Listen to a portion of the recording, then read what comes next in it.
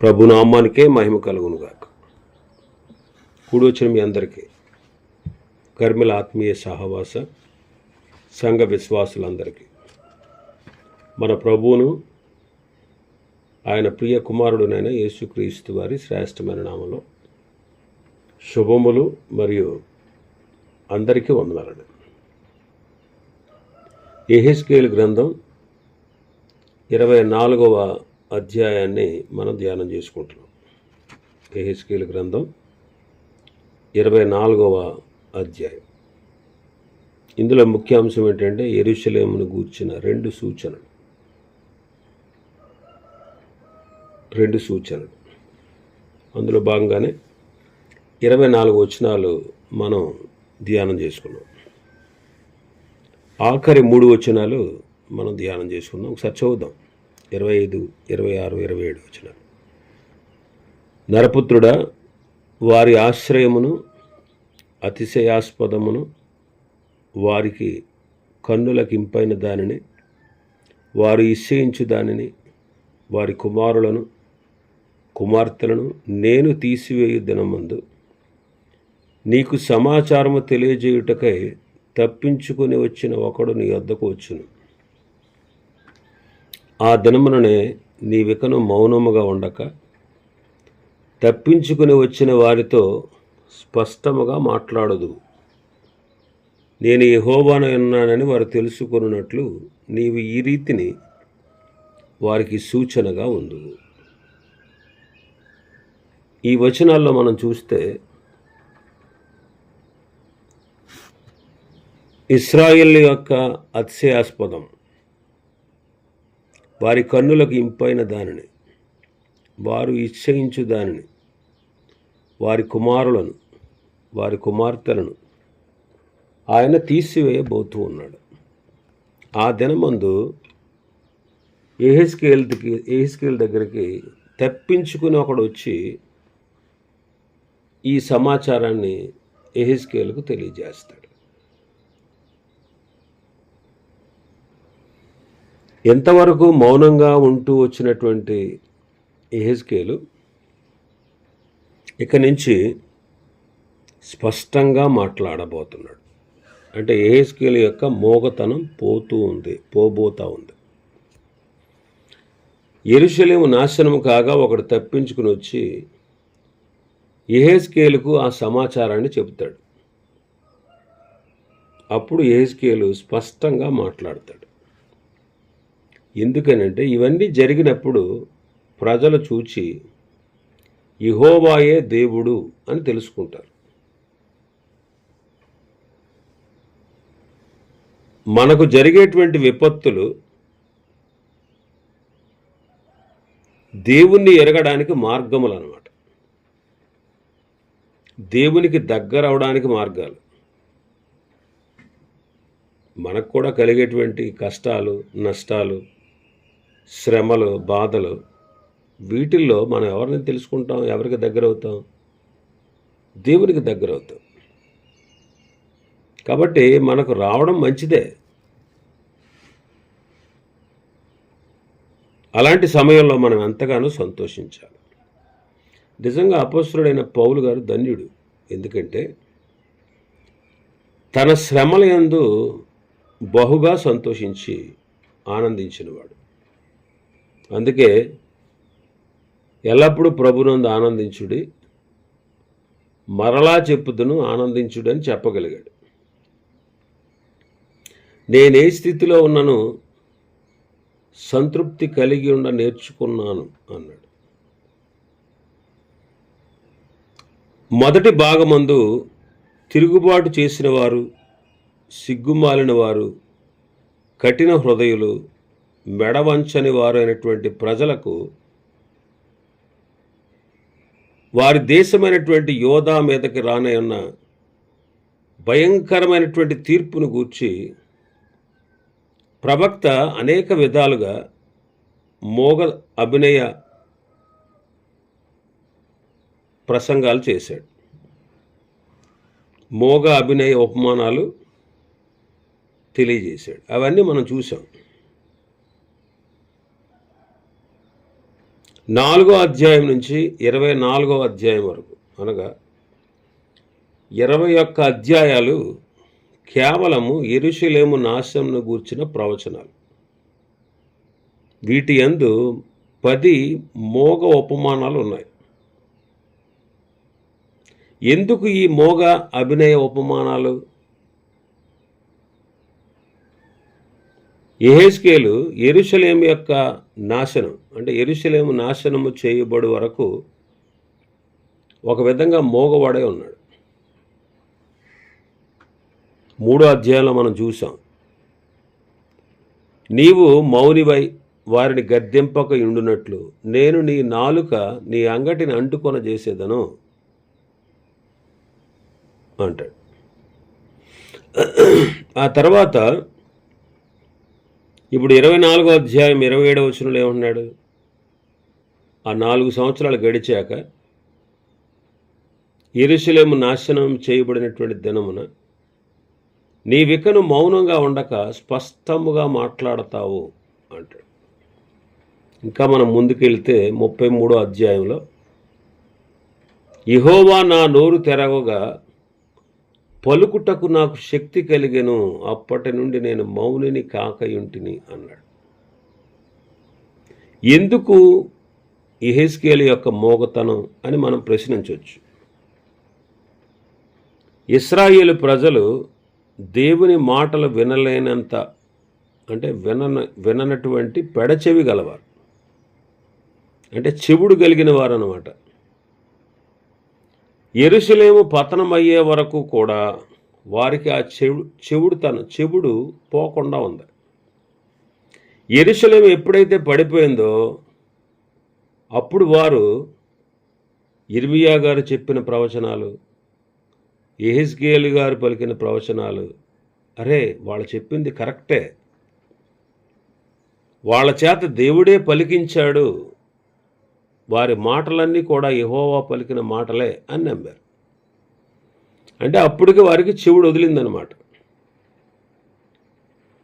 వారెంత మూర్ఖులుగా ఉన్నా సరే ప్రభు ఏమన్నాడు 2వ అధ్యాయంలో, వారు వినినను వినకపోయినను రానయున్న నాశనాన్ని గూర్చి దేవుడు వారిని హెచ్చరింపగోరాడు. నిజమేనండి, దేవుడు ఎవరిని హెచ్చరించకుండా నాశనము చేయుడు. కాబట్టి చెవిటివారైన ఇశ్రాయేలులకు దేవుని పలుకులు వినబడట్లేదు. అందువల్ల ఈ మోగ అభినయ ప్రసంగాలు అవసరమైంది. ఈ మోగ అభినయ ప్రసంగాలు చేసినప్పుడు ఏంటి, ఎందుకు యెహెజ్కేలు ఇలా చేస్తున్నాడు అని ప్రజలు దాని మీద దృష్టి పెట్టి, అసలు ఎందుకు నువ్వు ఇలా చేసావు, దీని భావం ఏంటి అని అడుగుతూ వచ్చారు, తెలుసుకోగోరారు. కాబట్టి మోగ అభినయ ప్రసంగాలు ఇచ్చుటలో గల ఉద్దేశం ఇదొకటి. మరొక ఉద్దేశం ఏంటంటే, దేవుడు తన ప్రజలతో వాదోపవాదాలు జరిగించక వారు మూర్ఖులైనటువంటి విధానాన్ని బట్టి దేవునికి వారి మీద విరక్తి కలిగింది. అందువల్ల వారితో మాట్లాడడానికి ఆయన ఇష్టపడలేదు. అందుకే 14వ అధ్యాయంలో చూస్తాం, పెద్దలు కొంతమంది వచ్చి యెహెజ్కేలు దగ్గర కూర్చుని దేవుడు ఏం చెబుతాడో మాకు తెలియపరచు అన్నప్పుడు అసలు వారితో మాట్లాడడానికి ఆయన ఇష్టపడలేదు.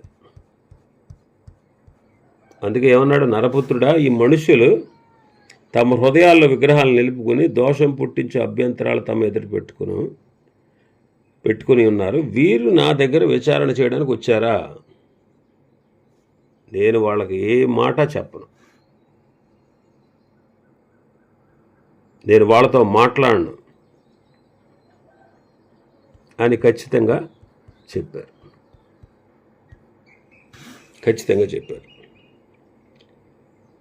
దేవుని వాక్కును వాళ్ళు చులకనగా ఎంచారు. అందుచేత ఆయన వారికి మోగతనంగా ప్రసంగాలు చేయాల్సి వచ్చింది. కాబట్టి దేవుడు వారిని హెచ్చరించుట యందు ఎంతమాత్రము కూడా మందగిలేవాడు కాదు. యెహోవా యెహెజ్కేలును మూర్ఖులైన ఆ తరం వారికి గొప్ప సాక్షిగా, గొప్ప సూచనగా ఉంచాడు. యెహెజ్కేలు గ్రంథం 3వ అధ్యాయం 26వ వచనం నుంచి 24వ అధ్యాయం 27వ వచనం వరకు మోగవాడై ఉన్నాడు. అప్పుడప్పుడు దేవుడు అతను నోరు తెరిచాడండి. అప్పుడప్పుడు దేవుడు అతను నోరు తెరిచినప్పుడు అతను మాట్లాడాడు. పూర్తిగా మోగై ఉండలేదు. కానీ ఈ 24వ అధ్యాయం 27వ వచనం నుంచి 32వ అధ్యాయం వరకు పూర్తిగా మోగవాడై ఉన్నాడు. ఈ పరిస్థితిలో కేవలము యెహెజ్కేలు అన్య రాష్ట్రాల వారికి ప్రవచించాడు. తమ సొంత జనుల కొరకు ఒక్క మాట కూడా చెప్పలేదు. అంటే యెరూషలేము పడిపోయే వరకు ఏమీ మాట్లాడలేదన్నమాట. యెహెజ్కేలు పూర్తిగా మోగవాడై ఉండక ముందు ఆయన తన స్వజనులతో చేసిన ఆఖరి మోగాభినయ ప్రసంగం ఏంటంటే తన భార్య మరణ సూచన. తన భార్య చనిపోయింది, ఏడవకూడదు, అంగలార్చకూడదు, జనులు పెట్టి ఆహారం తినకూడదు, దుఃఖపడకూడదు, కన్నీరు విడవకూడదు. అది ఆయన చేసినటువంటి మోగాభినయ ప్రసంగం. ఆ తర్వాత పూర్తిగా సుమారుగా 1 సంవత్సరం పాటు మోగవాడై ఉన్నాడు. ఇక్కడ మనం నేర్చుకునేది ఏంటంటే దేవుడు మనల్ని కోరుకునేటువంటి విధం ఏ విధంగానైనా సరే ఆయన ఏం కోరుకుంటాడంటే మన నుంచి మనం ఇతరులకు సాక్షులమై ఉండాలి.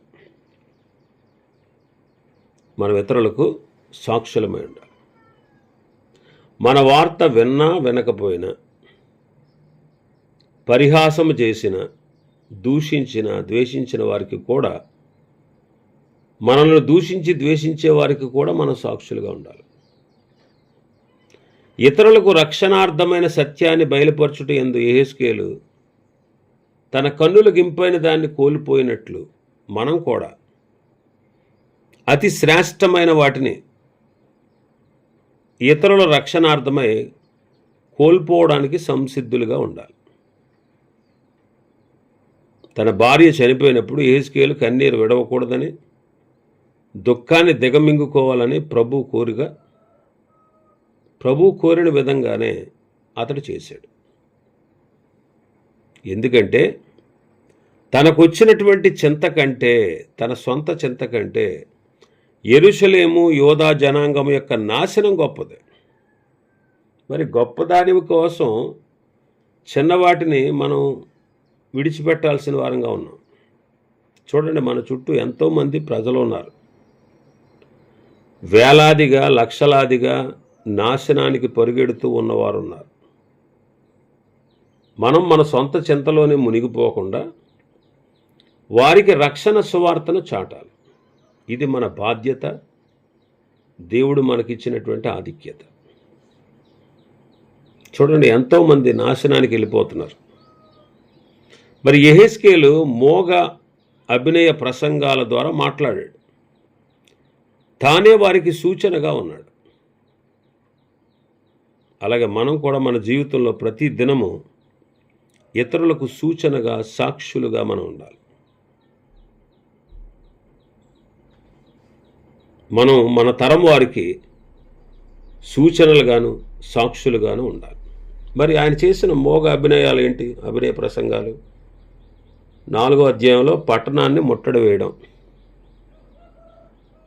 అదే అధ్యాయంలో దోషములను భరించుటకు 2 పక్కల పండుకోవడం, 5వ అధ్యాయంలో తల వెంట్రుకలు గొరిగించుకుని భాగములు చేసి కాల్చడం, ఖడ్గముతో చెదరగొట్టడం, 6వ అధ్యాయంలో చేతులు చరచడం, నేలను తన్నడం, అంగలార్చడం, 12వ అధ్యాయంలో గోడకు కన్నం వేసి సామగ్రి మోసుకుని వెళ్ళడం, 12వ అధ్యాయంలో వణుకుచు ఆహారము తిని చింత కలిగి నీరు త్రాగడం, 21వ అధ్యాయంలో నిట్టూర్పులు విడవడం, నడుము బద్దలగునట్లుగా మనోదుఃఖముతో ఉండడం, 21వ అధ్యాయంలో అంగలార్చడం, కేకలు వేయడం, తొడలు చరుచుకోవడం. 21వ అధ్యాయంలోనే పట్టణపు వీధి కొనను హస్తరూపం గీయడం, మార్గమును చీల్చి 2 మార్గాలను వేయడం. 10వది 12వ అధ్యాయంలో 24వ అధ్యాయంలో భార్య చనిపోయినా సరే అంగలార్చకుండా ఏడవకుండా ఉండడం.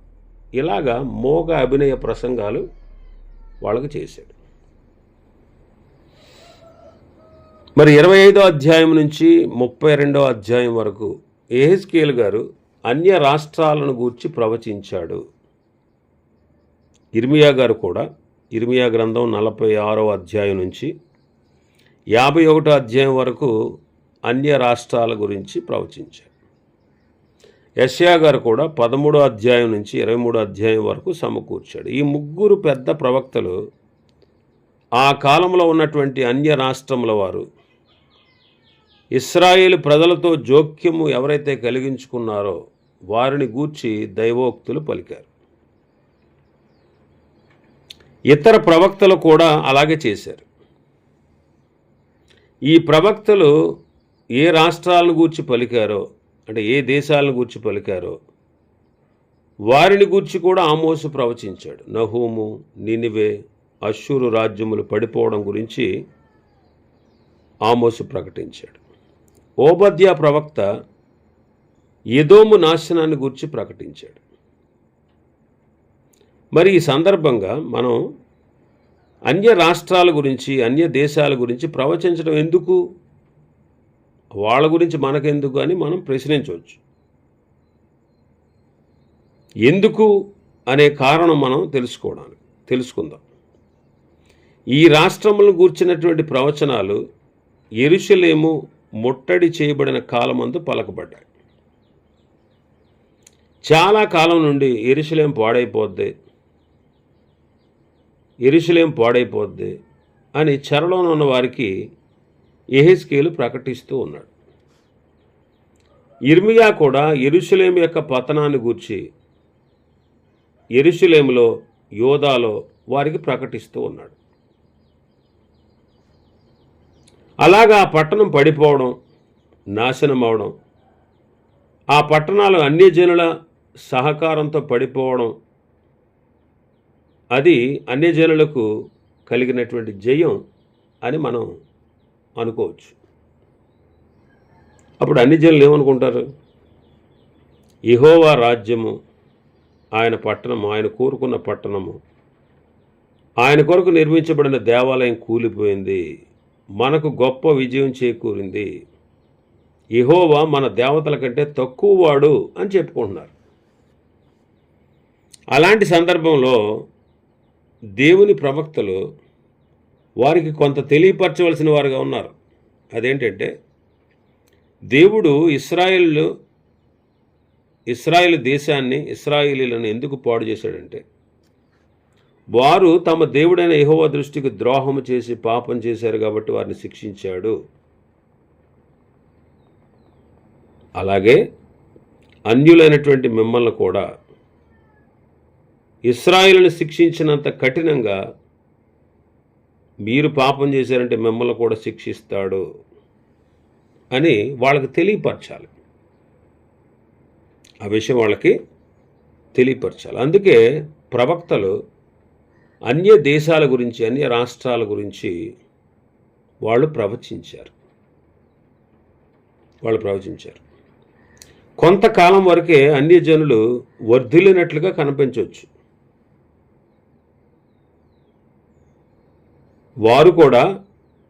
వారెంత మాత్రము యెహోవా యొక్క నీతి న్యాయ చట్టాలకు మినహాయింపులు కాదు. వాళ్ళు తప్పక శిక్ష పొందుతారు. ఇదే దేవుడు వారికి ప్రకటించగోరాడు. అంతేకాకుండా ఇశ్రాయేలీయులు వారి యొక్క పురాతనమైన శత్రువులు వారిని తొలగించిన తర్వాత వారు చెరలోంచి విడుదల పొంది నిరాటంకంగా తమ దేశానికి చేరేటువంటి మార్గం వాళ్ళకి సరళమవుతుంది. అప్పుడు యెషయా, యిర్మీయా, యెహెజ్కేలు ప్రవచించిన దేవుని రాజ్యము నిరాటంకంగా మహిమపరచబడబోతుంది అని ఈ ప్రజలు తెలియపరిచారు. కాబట్టి 25వ అధ్యాయం నుంచి 32వ అధ్యాయం వరకు అన్య రాష్ట్రములు, అన్య దేశాల నాశనాన్ని గూర్చి ప్రవచనాలు పలికారు. యెహెజ్కేలు గారు ఈ భాగంలో 7 రాష్ట్రాల గురించి ప్రవచిస్తూ ఉన్నాడు. అందులో 5 చిన్నవి, 2 పెద్దవి. మరి బబులోను గురించి ఏమీ చెప్పలేదు. బహుశా ఆయన బబులోను రాజ్యం అందు ఉండుటను బట్టి ఒకవేళ దేవుడు ఆయనతో చెప్పించలేదేమో. కాబట్టి అన్య రాష్ట్రాల గురించి, అన్య రాజ్యాల గురించి ఏం పలికారో అనే విషయాన్ని గురించి, వాళ్ళని ఎందుకు అలా చేశారో అనే విషయాన్ని గురించి మనం రాబోయే అధ్యాయాల్లో ధ్యానం చేసుకోవచ్చు. ఇవి ఈ అధ్యాయం అందరి విషయాలు. ప్రభు చిత్తమైతే రేపటి దినం మరొక అధ్యాయాన్ని ప్రారంభించుకుందాం. దేవుడి ఈ వర్తమాన వాక్యాన్ని మన వినికిడిలో ఆశీర్వదించునుగాక. ఆమేన్. ప్రార్థన చేసుకుందాం.